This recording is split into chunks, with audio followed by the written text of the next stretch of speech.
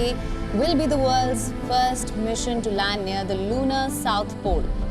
India is going back to the moon in style. 10, 9, 8, 7. The country launched a historic Chandrayaan III lunar mission. On the 14th of July this year, India's mission to discover and explore the moon began. LWION-3 is a rocket that is powered by 3 types of fuel: solid, liquid and cryogenic fuel.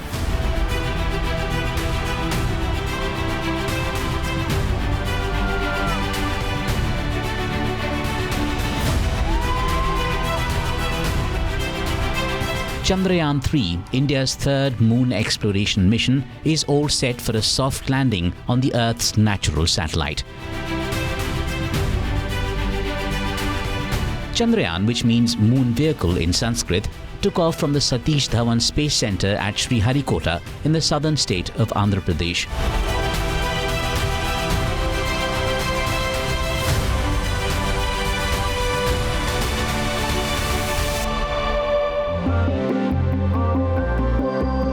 On the 5th of August, as the spacecraft entered the moon's orbit, it has captured incredible images of the moon and Earth from its journey and provided a detailed view of the lunar craters.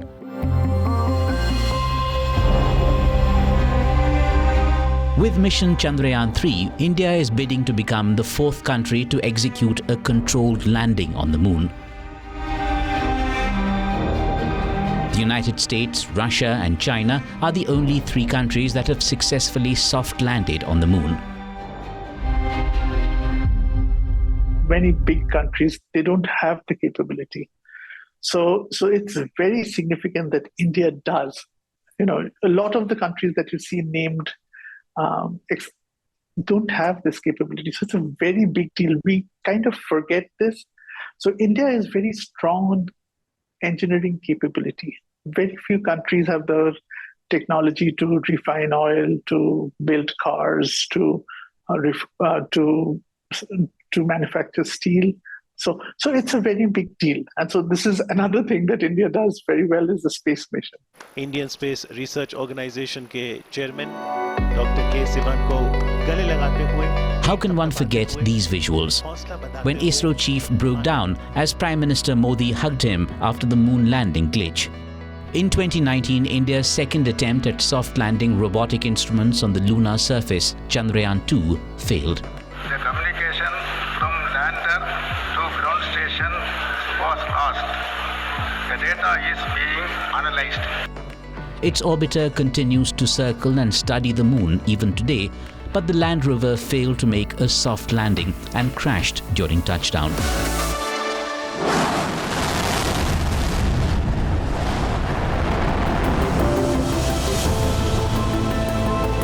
Chandrayaan I, the first lunar probe, carried out the most detailed search for water on the lunar surface and crash-landed on the lunar surface in 2008.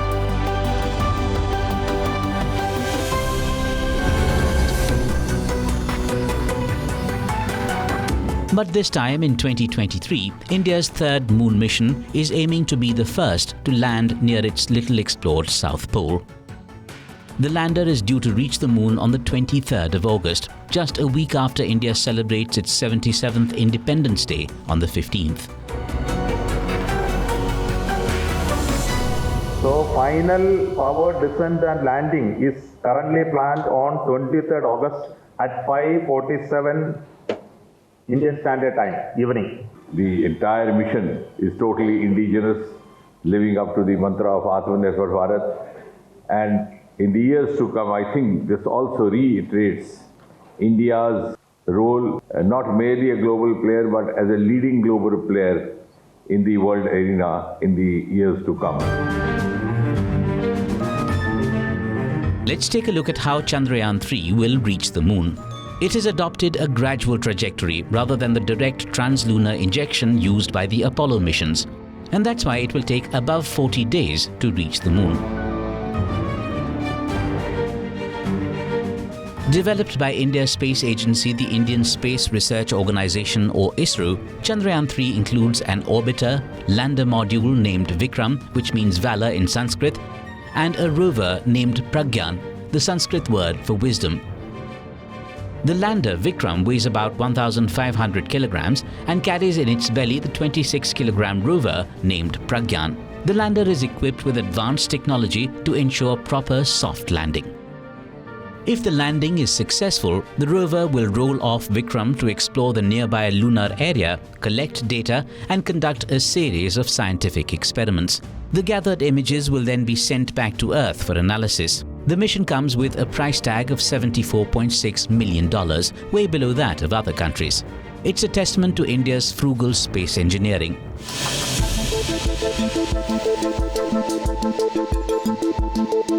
The term soft landing is frequently used when it comes to space exploration. What is a soft landing? And what does it take to soft land on the moon? Let's find out.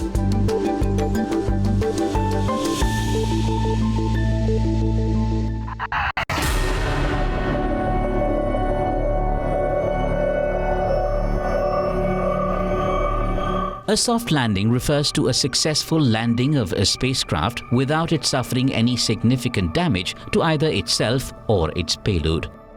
So a soft landing goes like this.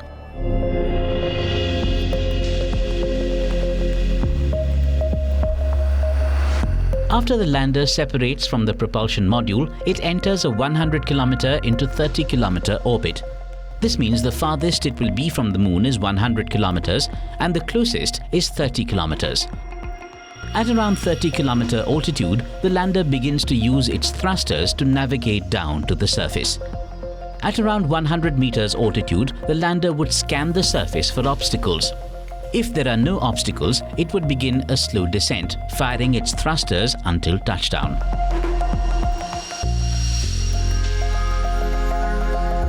In contrast to that, a hard landing often results in considerable damage to the landing vehicle and may render the mission a failure owing to damage of scientific instruments and equipment.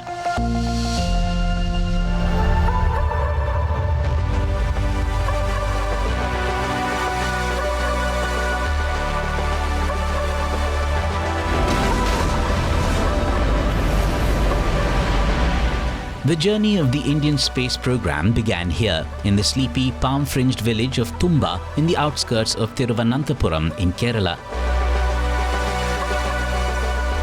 The Church of Mary Magdalene caught the interest of Dr. Vikram Sarabhai, the father of India's space program. It was located on the Earth's magnetic equator, an imaginary line where the equatorial electrojet exists. This motivated Sarabhai to embark on a space mission. Soon, the church was converted into a space center.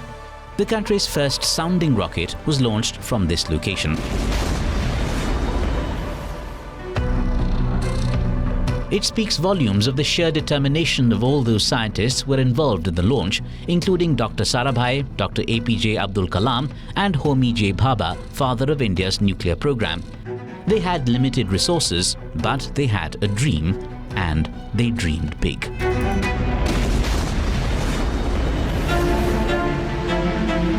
In the early 1960s, the Soviet Union inaugurated the space age with its launch of Sputnik, the world's first artificial satellite, on October 4, 1957. Space was now being seen as humanity's future.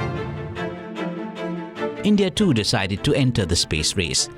Sarabhai decided to write a letter to then Indian Prime Minister Jawaharlal Nehru to start a space program. The Indian National Space Committee for Space Research, INCOSPAR, was established in 1962. But India's first rocket launch did not gain the global media attention it deserved due to the assassination of then US President John F. Kennedy, which happened the following day.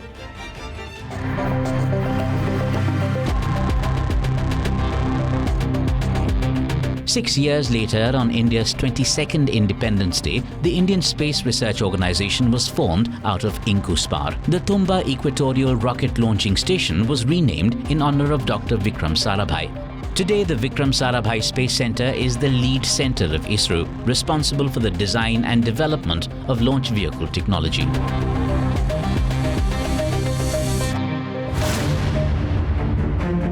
But one of the most defining images from the past is this one. The year was 1981. ISRO wanted to launch an experimental communication satellite named Ariane Passenger Payload Experiment, or simply APPLE. But the satellite antenna had to be tested under a thermal blanket. Setting up an APPLE Mission Control Center at Sriharikota was a challenge, as ISRO lacked the facilities.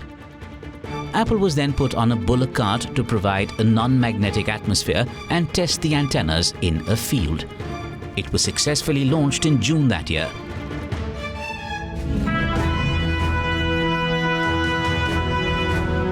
ऊपर से भारत कैसा दिखता है आपको?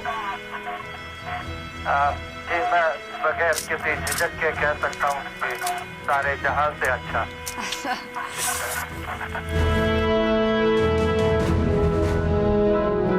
These words touched the heart of every Indian.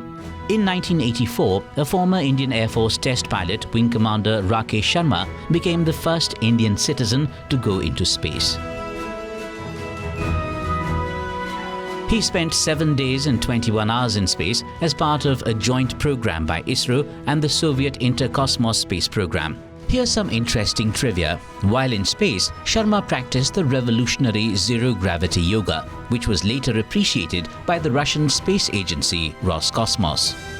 To this day, Sharma remains the only Indian citizen to have gone into space, although 3 Indian-origin women have flown into space for different missions.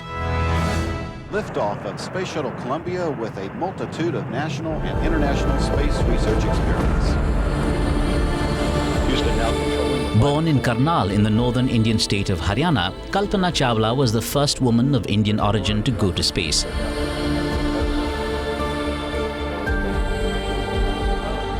She first flew on space station Columbia in 1997 as a mission specialist. It's a very special feeling, and really up here the night skies. Unfortunately, her second flight on STS-107 in 2003 was her final journey. Chawla was one of the 7 crew members who died when the spacecraft disintegrated during its re-entry into the Earth's atmosphere. A household name in India, she was posthumously awarded the Congressional Space Medal of Honor in the United States. So now again, we're on the right-hand side, all the way on the right of the International Space Station. This is Columbia. Sunita Williams became the second American astronaut of Indian origin to go into space. A United States Navy officer, at one point, she held the record for most spacewalks by a woman.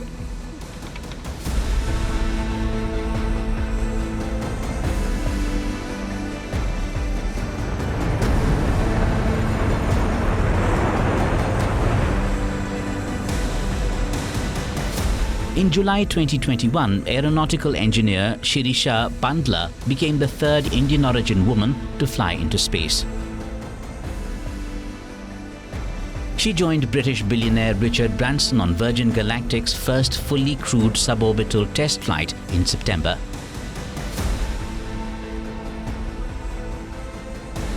India's space program took a huge leap when it succeeded at the very first attempt in sending an operational mission to Mars.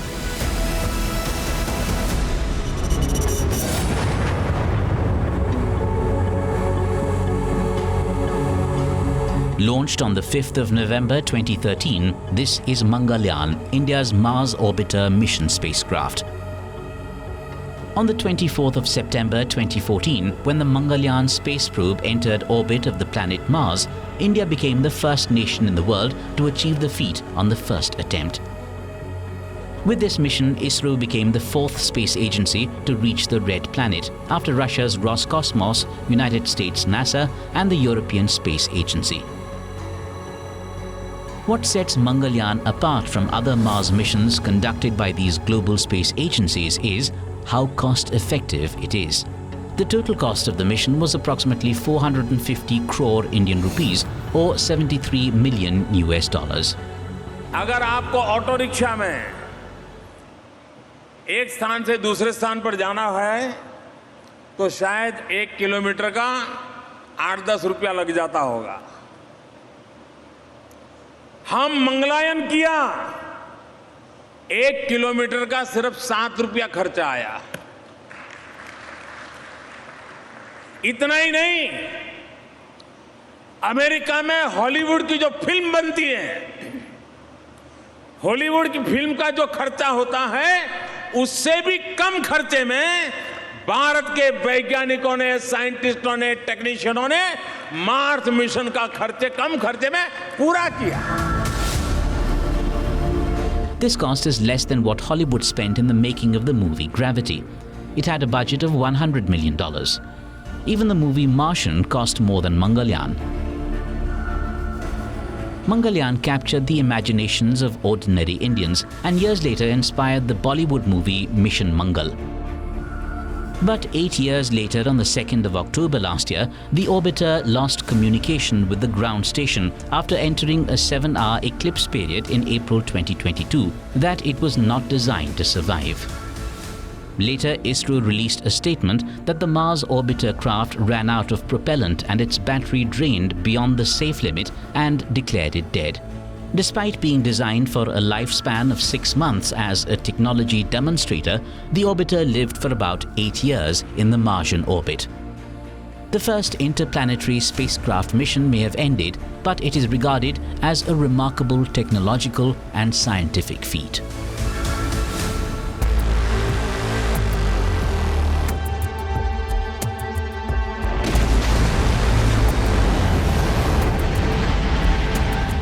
On the 27th of March 2019, India demonstrated its capability to intercept a satellite in outer space.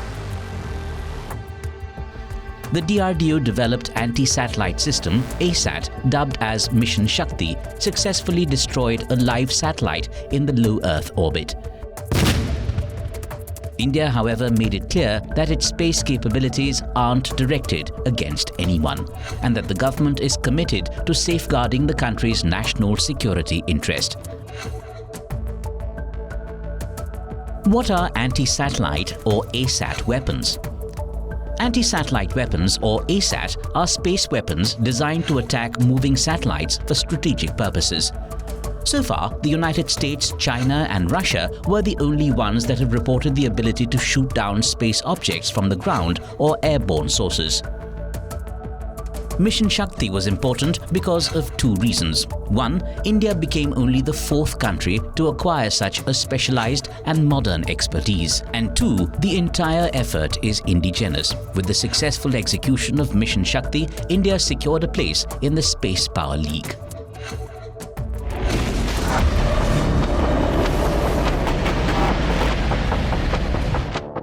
A significant headway in space technology will be the ambitious Gaganyaan.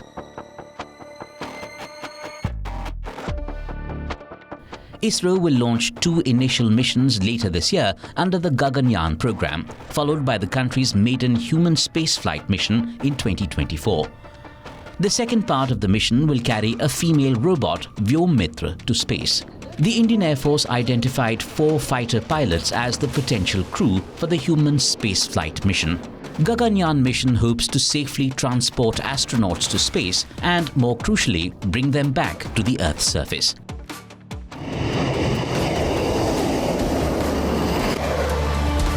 From the 8th to the 10th of August this year, ISRO successfully conducted a series of drogue parachute deployment tests at the Rail Track Rocket Sled RTRS facility in Chandigarh. Drogue parachutes are deployed to stabilize the crew module and reduce its velocity to a safe level. With the successful execution of Gaganyaan, India will establish its progress towards a sustained and affordable human and robotic program to explore the solar system and beyond.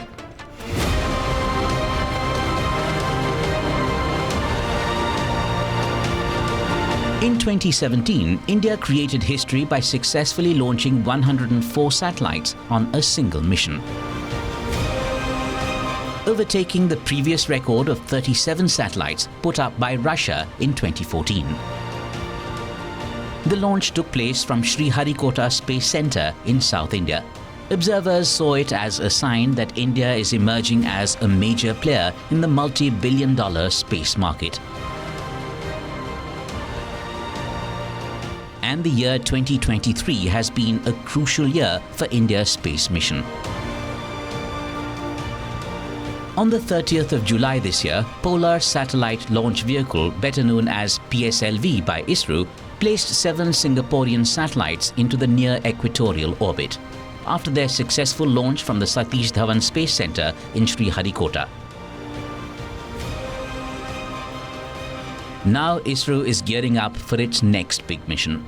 This one is not to reach the moon, but the sun.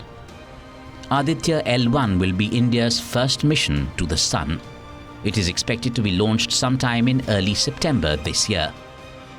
Aditya L1 aims to study the solar corona, solar emissions, solar winds and flares, coronal mass ejections, besides performing imaging of the sun round the clock.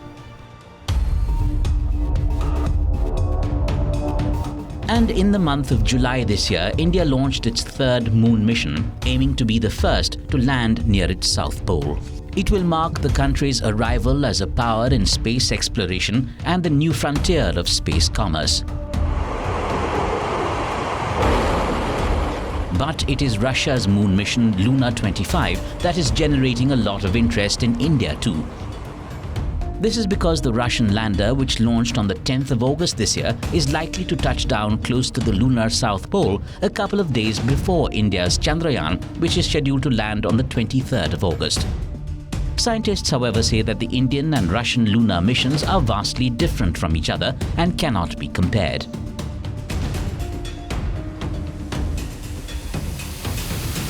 So first is this: there's no competition.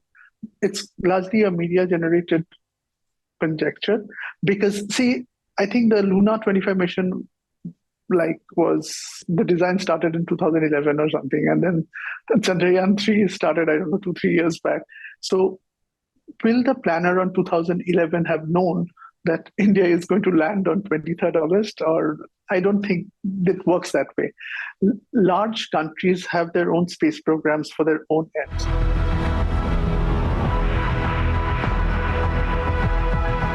Russia's mission, Luna 25, may take away the title from India of becoming the first country to soft land close to the South Pole. But it cannot deny India's demonstrated space capacities. As of today, Chandrayaan III continues its journey, bringing India one step closer to making its mark on the lunar surface. Is India to become the next space superpower?